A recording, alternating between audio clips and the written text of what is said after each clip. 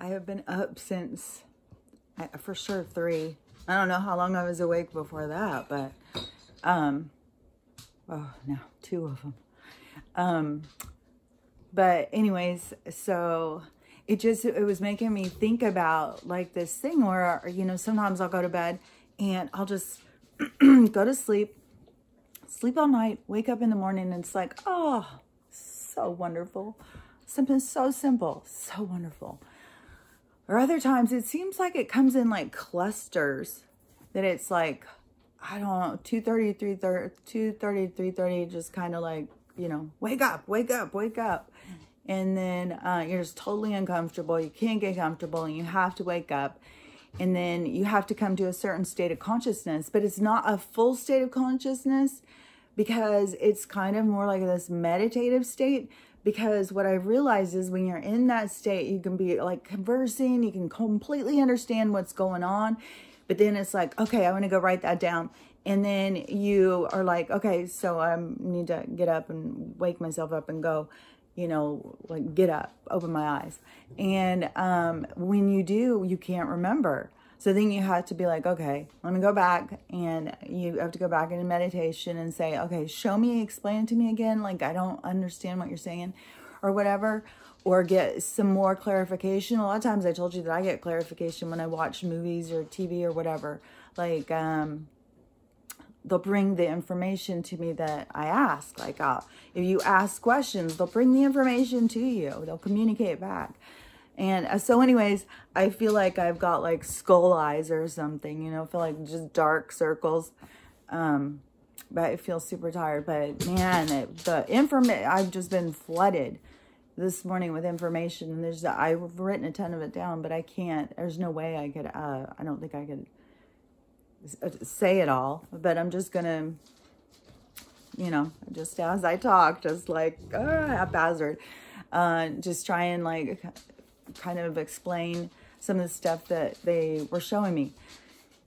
And so, and plus they'll show it in more of a congruent kind of way. So then when I'm trying to, you know, say it, then it is, you know, it's more choppy. You know, some of the information they'll give, it will come kind of choppy, because I feel like that sometimes there's more than one communicator going, and it kind of depends on who's coming in the strongest. And sometimes I think that they step aside, but sometimes you can get flooded, and that's when you have to be like, okay, whoa, wait a minute. Let me focus on you. And last night, like, I have had energetic, you know, I've talked about that I have this, this connection with this other person, psychic connection, and I communicate with them. And I know I'm going to meet them. Like, the universe has shown me and shown me and shown me and told me and told me and told me. And, but their energy is, like, I can feel their energy. And when they come, like, say, for instance, if I think of them, then it is more of like, I have to kind of focus and concentrate and stuff. When their energy comes towards me, it just is all of a sudden they're just there, you know, and you can see their face real big in your head. And, but what is weird about it is that Stella notices, like, she can feel the energy. Sometimes she'll get just totally uncomfortable and she'll go in the other room, or sometimes she'll just start climbing on me and stuff. It's weird, but I can tell, because she can be just like right now, she's just laying there, you know. She's always watching over me. If she's awake, she's watching over me. But it's crazy, because even if she's asleep, it's like she's sleeping with an awareness still. I don't know how dogs do it and animals do it, but they have a conscious awareness even when they're asleep. And she can be in a deep sleep, and the UPS truck can go down the road and her not notice. But typically, she's just like, I mean, can go from where she's snoring to just like jump up and she's out the door. It's crazy. And there's a lot of stuff about the animal stuff that I want to talk about. But then there's also a lot of stuff about the soul, about Ascension. Like, there was a whole bunch of stuff. But one of the things that they definitely showed me, because last night when I went to bed, I had said something to one of my daughters, and it was just, it was Because I've been saying this stuff for a long time. Once I started waking up, there was communication when I was a kid. Then I got caught up in the matrix and I pulled myself into this autopilot state like that we see so many people in right now. And when you're in there, you're hopeless and helpless and you feel beat down and you can't understand, you know.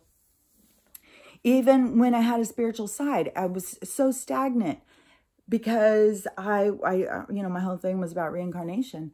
And, you know, life takes on a different meaning when you believe that it happens over and over and over and over again. And so I was just, you know, there. And when you would try and talk about it, you couldn't find people to talk about it. People thought you were crazy.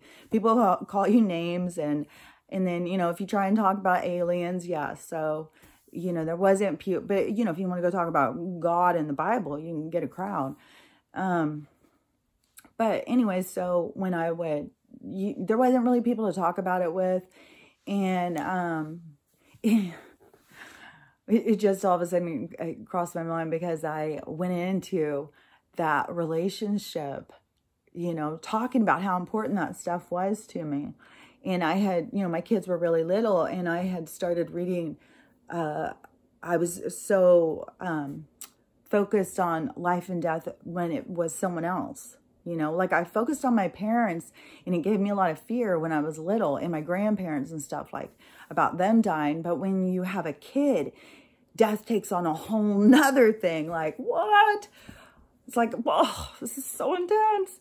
So I became really focused on it, you know, and I was reading a lot of near-death experience books because I thought, who better? I mean, they've died and they've come back. I mean, and there's consistency in these people and these people don't know each other. And, you know, and it's, in a lot of these other countries, they believe in reincarnation. We don't, because we have to be focused on Christianity because, you know, it's been such a successful way to control people. And so, like, I remember even when Richard Gere, this actor who was popular when I was younger, and, you know, who knows what was going on with him. He was going super popular, and then, you know, he took off and he went, I don't know, some Tibetan monastery or something to study Buddhism. And I thought, oh, you know, how great, you know, because, what's her name? Gosh, she became so, well, that one actress, I can't think of her name right this second, but she was talking about reincarnation and everybody just acted like she was completely insane. But so when he went there, you know, and he was,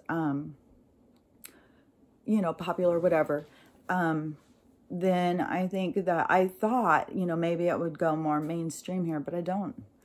I think there was probably some people, but it was still like you couldn't go to a party and talk about reincarnation without people just, you know, rolling their eyes at you. You couldn't go to a party and talk about aliens as if it was real. You could talk about aliens as like the fear. Oh, what if they land? What if they come and kill us? Ah, you know, but, you know, that's pretty much it. So I kind of grew away from that and got caught up in the whole cycle of work and, you know, try and survive. And so then when I got the brain injury, and then, you know, that knocked me off of my, you know, my plan, what I was focused on, you know, it knocked me back. And it was like, took everything away. And like the universe is like, now what are you going to do? And it's like, I don't know. I don't know what I'm going to do. This is hard. And it was a super, super hard time, you know. I lost all identity. I lost my actual, what would that be, like physical things, you know, the home and all the things that I had worked so hard to try and have that was considered success. And losing all those, you know, and the universe doesn't give a fuck because they know that they're going to give it back to you. But when you're going through it, you feel like, you know, you just feel kicked and beat down, and it's very hard. And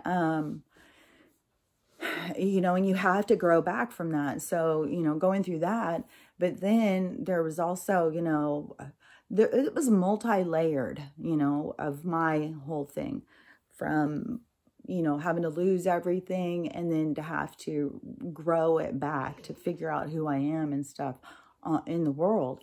And it all interlinks with everything that's going on. And so I know that that's partly is why I had to go through so much stuff. And plus, I went through a lot as a soul in this life. And I feel like that the reason why is because there is a certain component to me being able to call somebody out on their shit. And I can do it from a way of non-judgmental. Like, I've been there. I get it. I understand.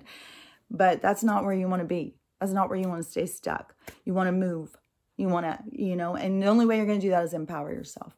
And so, you know, this whole thing about the soul's journey and stuff and where we are, and about connection and ascension and stuff like that. So in the communication that I was having, and, you know, they had told me, because you know, I had been saying ever since the beginning where the brain injury happened.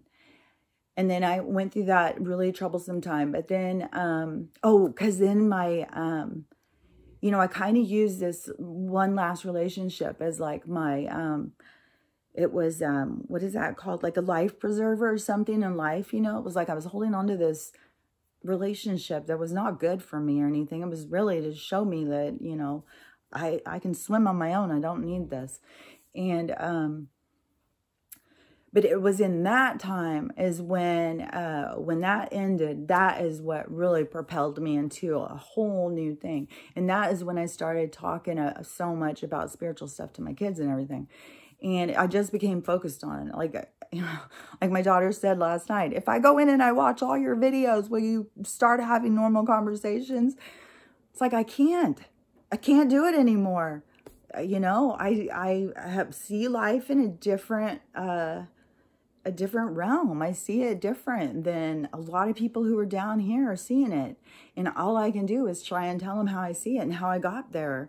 And I had to go I got there through pain and suffering. And it kind of is like, I thought of this, well, shown this.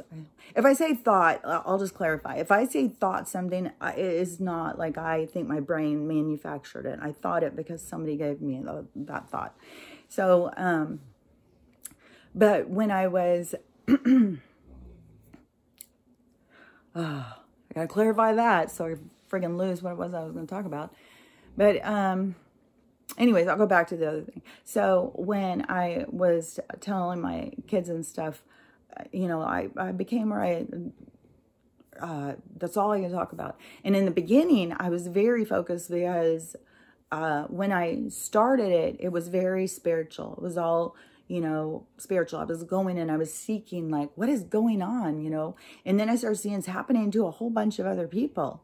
And you just start, you start waking up to, like, you know, what doesn't make sense? What doesn't make sense? And then when you, in my journey, when I was going and listening to all these spiritual people talk, that is why I talk about, like, the food thing and stuff like that, because I know what other people were saying, and I'm hearing that a lot of people are still saying that. And so when I was focused on that stuff, then it gave me certain insights, but then I kept going and looking for more and more and more and more. And that is what I have found, is so many people have stayed in their little, you know, like the disclosure people have stuck with the disclosure people. They're focused on disclosure. The red pill people, they're focused on red pilling the world, and that's all they're focused on. The, you know, is the spiritual groups, the ones that, you know, there's different sanctions too of that, and that they have their own focus. Well, none of them are going around and seeing, like, hey, let's commingle here. Let's talk about this. Let's see, you know, what if we bring all this together? Well, I was going to all these different groups, and I've never stuck in any one of them.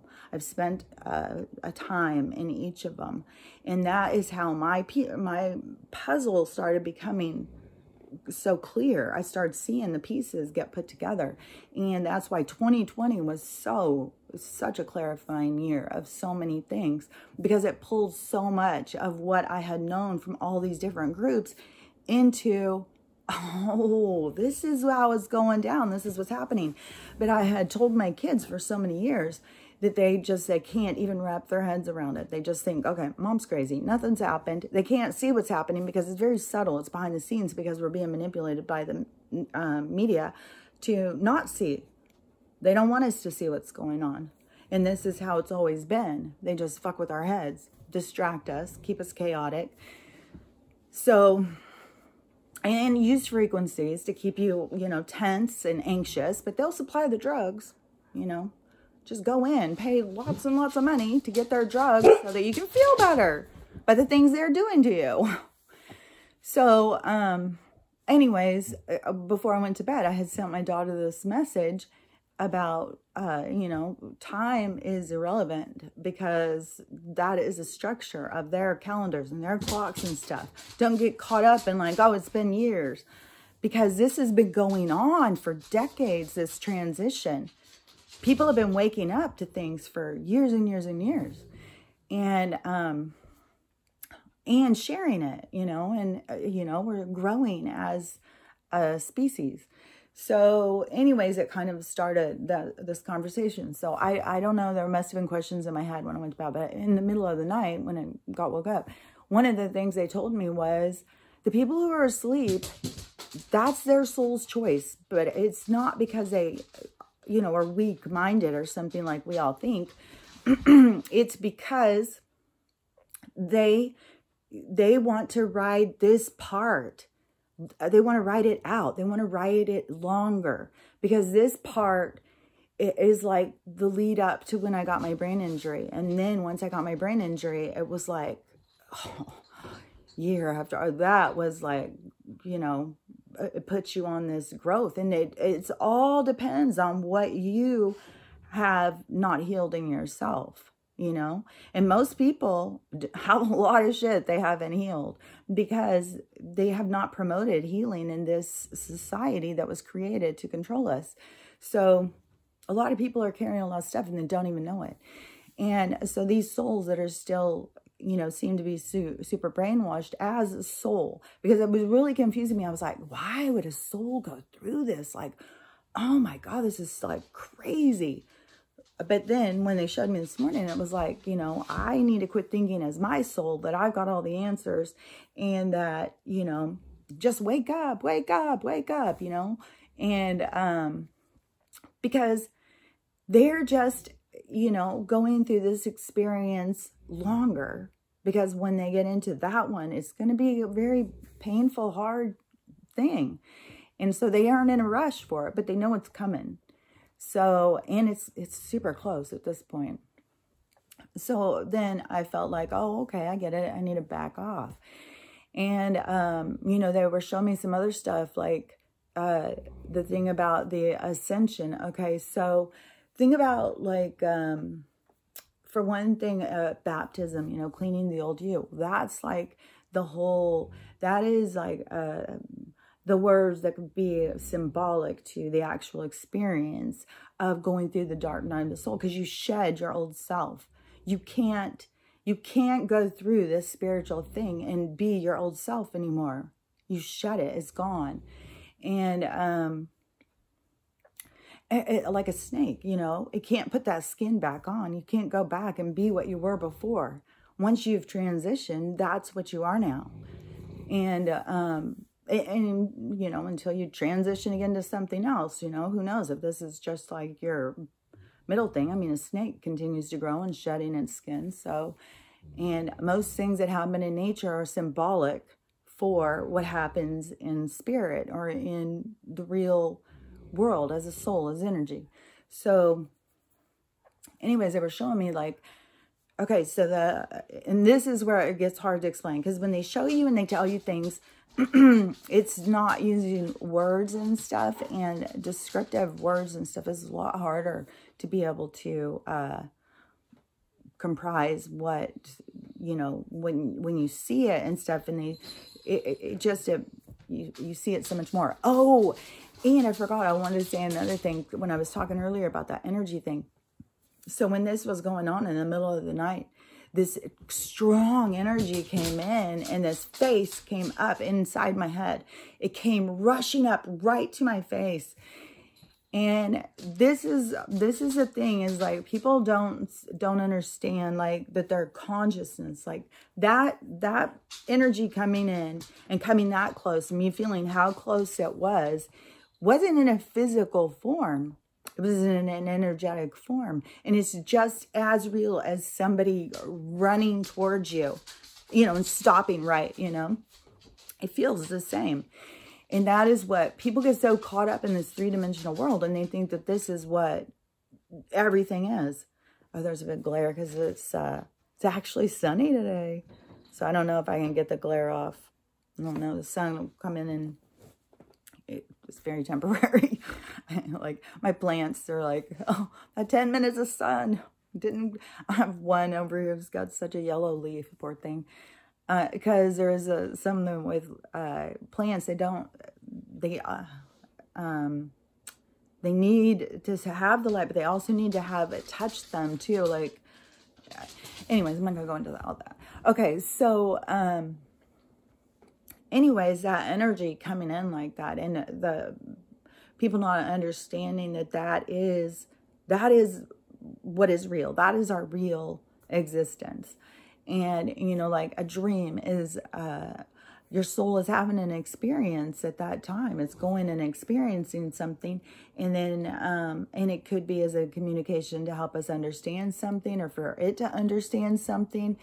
And we don't realize how real that really is. And that it is, you know, we can wake up and go, oh my God, that dream felt so real. This looks so weird. I don't know if it looks so weird with the thing going, but I don't know how to.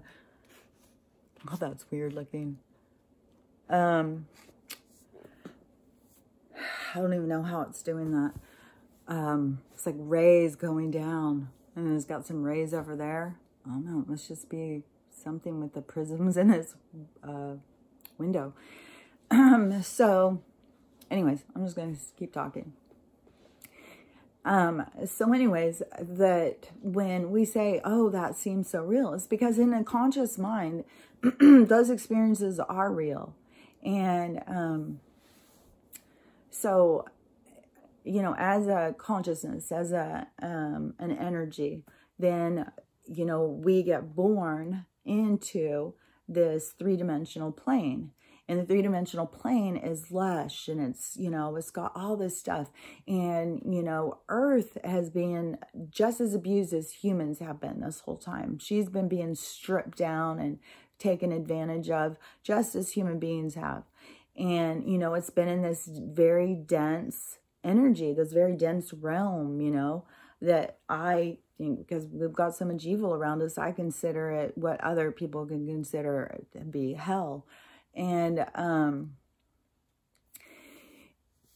so, you know, being down in that dense energy, and then, but when you're focused on your senses and stuff, then those things are all, you know, super cool.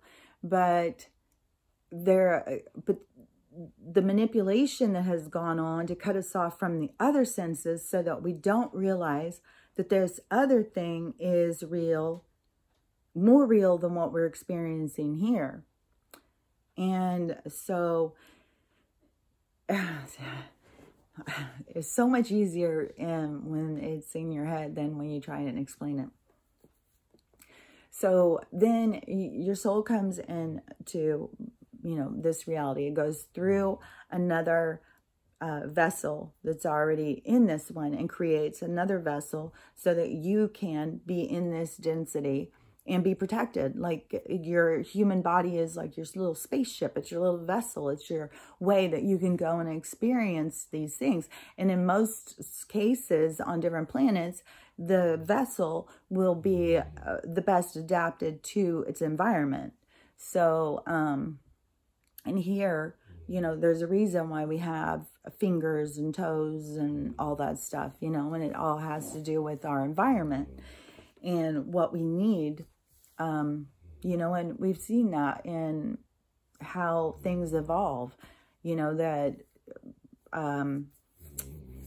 that's a whole thing too you can go into. There's a lot of stuff about it with, you know, different creatures and stuff that people have watched. And, you know, when they live in the dark, they don't need their eyes anymore and shit like that. So there's things that, you know, we adapt to our environment. That's just a miracle of nature.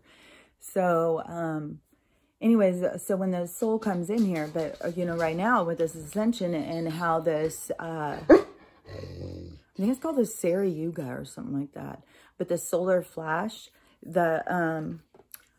when that happens, it's going to kind of be like kind of like time will like slow, and people will come up, like they'll be vibrating in this, it kind of looks like, stop. Oh, these dogs are going to drive me crazy. Hold on. Stop.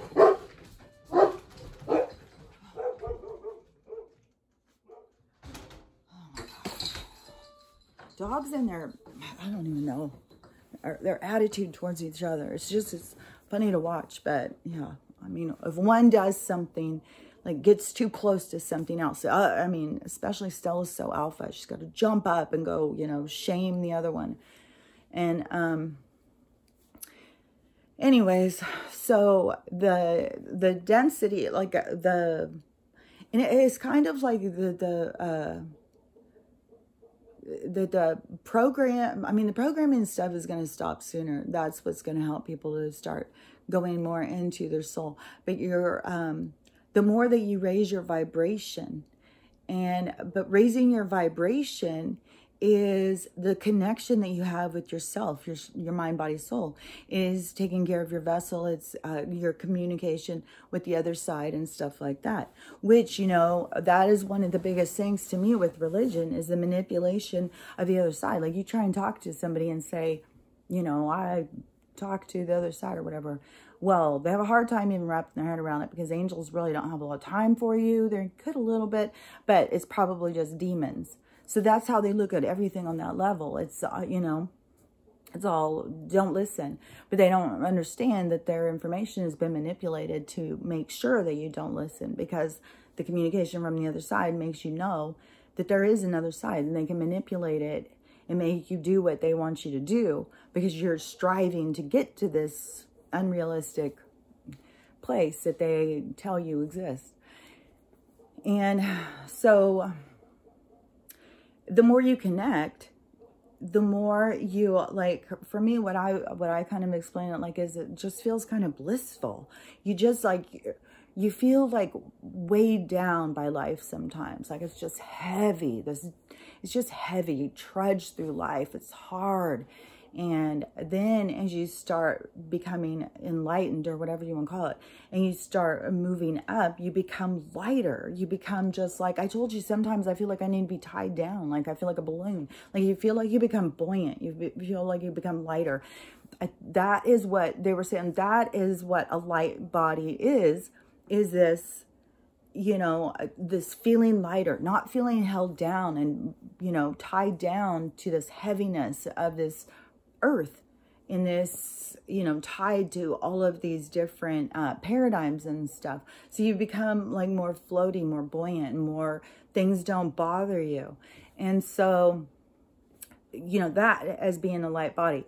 So then when the solar flash happens, and it's kind of like people are kind of like up in the air, like they've showed it in movies before, and it's kind of like they're in this like gray fog or something, and they're kind of in the air, and they're kind of like shaking or something.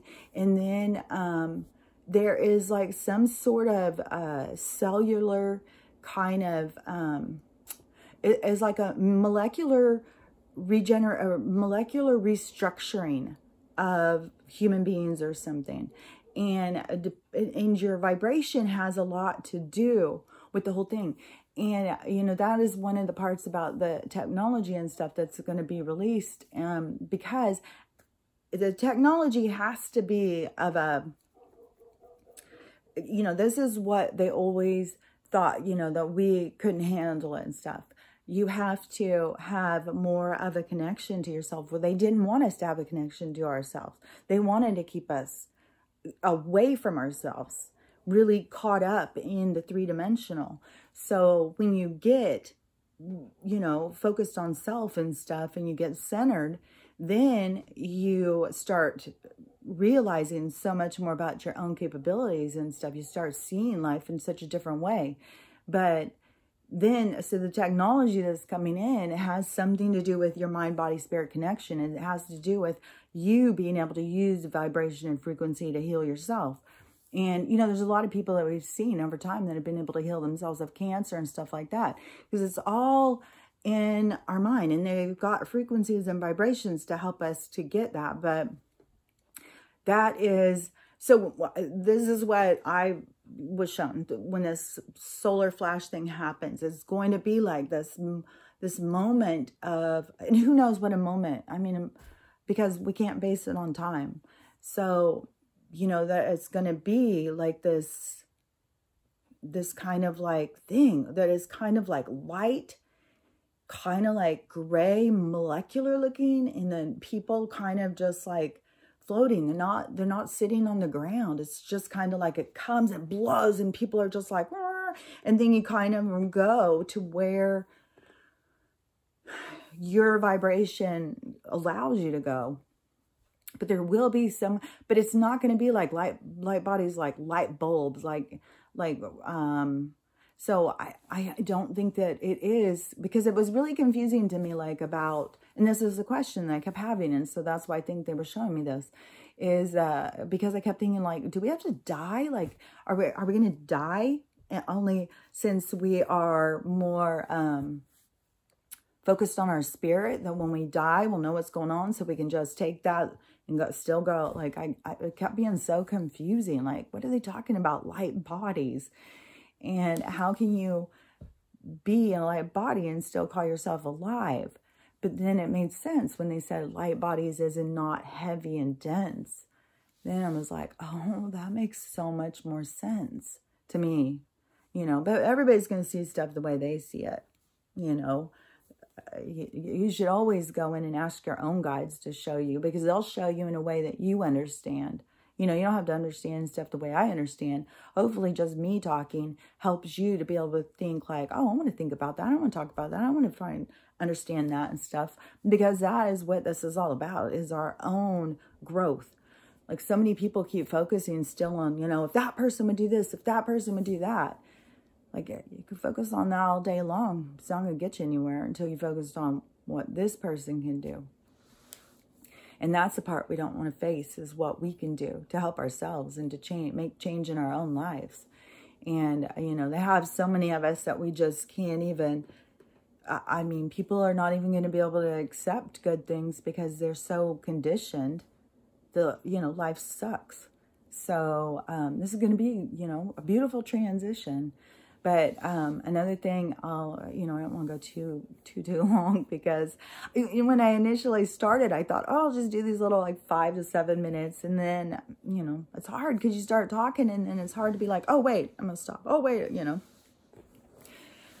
But the animal thing, because, you know, like especially having 2 dogs here again, you know, is when you go out and you listen to them, they communicate, like they actually communicate with other dogs in the neighborhood. They make certain sounds and they answer in certain sounds. Like, you know, I'm not a linguist or anything, so I can't go out and figure out, like, is it Morse code? Is it, you know, or whatever, what their communication and how it works and what it means and stuff like that.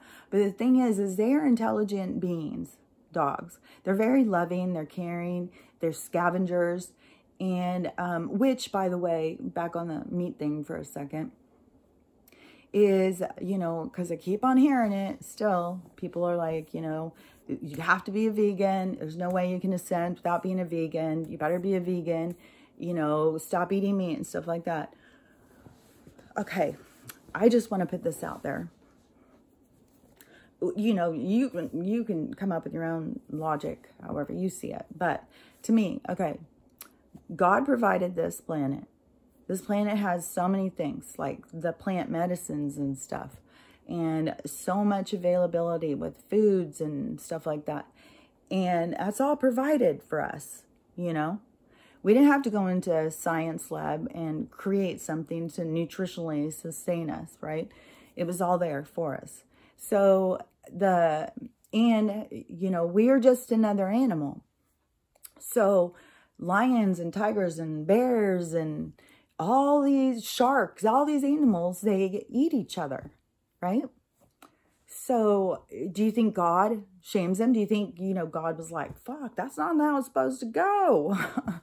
You know, I made a mistake. Or do you think like it is, there's a natural progression. There's a natural way of life. So like I've said a million times, I say it's about gratitude and, you know, being thankful for what you have and having an awareness of what you have and where it's coming from. And if you take something's life to eat, that you have gratitude towards it. And, you know, I think that there was a lot of that kind of stuff with tribes and stuff. Even when the ones that would kill humans and stuff like that, they took it very serious about eating them, you know, that they were being empowered by that person's essence or something. I don't know. Maybe they thought that the soul stayed in the body.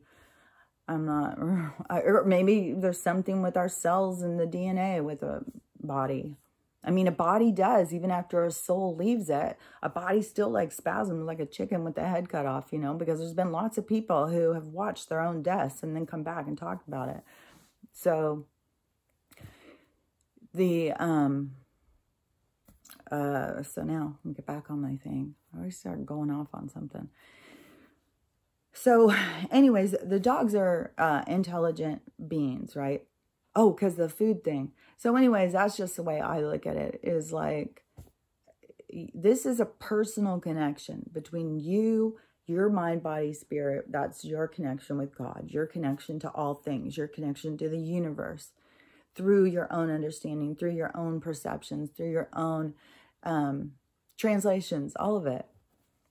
And that's why you have to be, you know, focused on your own mental health and taking care of your body and stuff to be able to even have the communication and understand it. I mean, there's so many people who get communication and they just think like, oh, you know, that's a what do they always call it? Coincidence. Oh, that's a coincidence. Oh, you know, it's like, oh, what a frustrating job to be your guide. So, anyways, you know, I think you got to have an awareness of when they're communicating, what they're communicating and stuff like that. But, so with dogs, you know, they're just little scavengers, you know, they don't, I mean, there's probably some wild dog packs that have killed things, you know, to eat. And I've heard of dogs killing rabbits and stuff to eat. But for the most part, they're garbage eaters, you know, they'll go eat. And the smellier the garbage, the better for them. They like smelly garbage. And so, and they're kind, you know, they're loving little beings, except for the really little ones. They're kind of bitches. But anyways, they are, you know, they have a soul in them, and you can see their soul. You can see their communication. You can look in their eyes and can watch them grow as a soul. And, but you think about it, and look at what human beings have done to dogs. We've enslaved them. We've trapped them. We've told them when to eat, what they can eat. They don't have a say over any of that. Even if they go out and they try and do something, dig a hole and eat worms, you know, we're going to yell at them, you know, stop doing that. And a lot of dogs are beaten. They're yelled at all the time. So many dogs are hit and stuff like that, all for not understanding English. You know, but how many humans are understanding their language? So it's weird. But anyways, so, you know, us being a more advanced species, we think we can dominate this one. We even go in and we manipulate their DNA and stuff and create these new creatures. You know, I've got one in my house right now. This little, what is it, golden doodle, you know, half poodle, half golden retriever. So she's like part of Winston, the crazy, like, bouncy, like, I don't even think for myself, I'll just run around. That is like a golden retriever, but they're perfect for a family pet, you know. They love everybody equally, you know, they're free with love. But anyways, we manipulate them, and we manipulate their, and it's so apparent, like, what's going on with Stella, you know, because she's got hip dysplasia. She's got arthritis since she was a baby, like born with it. And just like we have people being born with, you know, cancer and autism, all this stuff, because we are being manipulated through chemicals and through frequency, all of this things that they are using to manipulate us. But it's so crazy, is like us as human beings that we're doing to these other beings, but we don't even realize it's being done to us.